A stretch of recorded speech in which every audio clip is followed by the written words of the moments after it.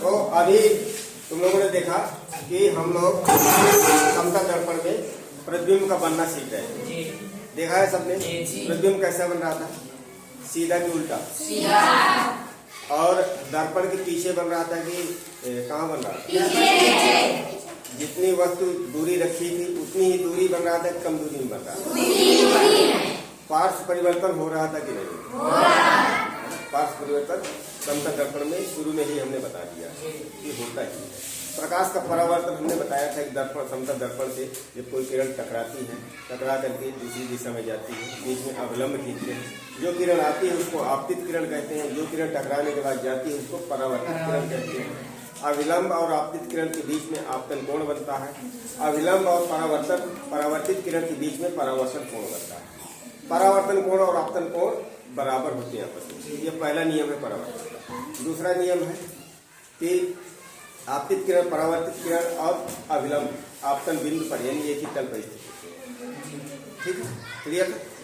अब देखो, जब हमने वस्तु रखी है, कोई वस्तु रखी, कोई निश्चित दूरी पर रखी हुई है, निश्चित दूरी मान लो थोड़ी देर के लिए कि यहाँ से दर्पण आ गया, ये 1 फुट की दूरी पर, तो ये 1 फुट की दूरी पर ही बनेगा।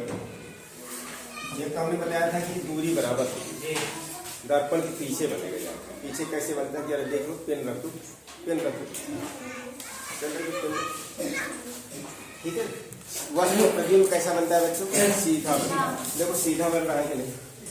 आप देखो यहाँ पर 3 किरणें लिया गया है, किरणें तो बहुत निकलेंगी, किरणें बहुत निकलेंगी, किरणें कोई 1 2 3 थोड़ी निकलेंगी। यहाँ समझने के लिए है 3 किरणें हमने दिखाई, समझने के लिए, ठीक है ना। राज बहुत से ध्यान समझ में रखना पड़ेगा, ठीक है। अब देखो यहाँ से 3 किरणें निकली, एक किरण निकली है ओ ए और ओ बी, 3 किरणें निकली। अब ये पहली वाली जो किरण है ओ ई, ये किरण सीधे समांतर है कि नहीं? समांतर है।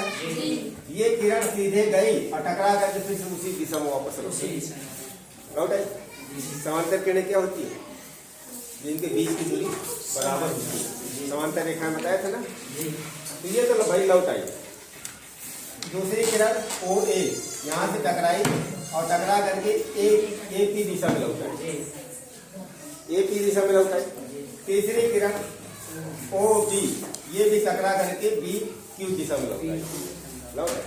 अब यहाँ पर ये किरणें मिली नहीं कहीं, किरणें कहीं मिली नहीं। मिल जाती तो वास्तविक प्रतिबिंब बन जाता।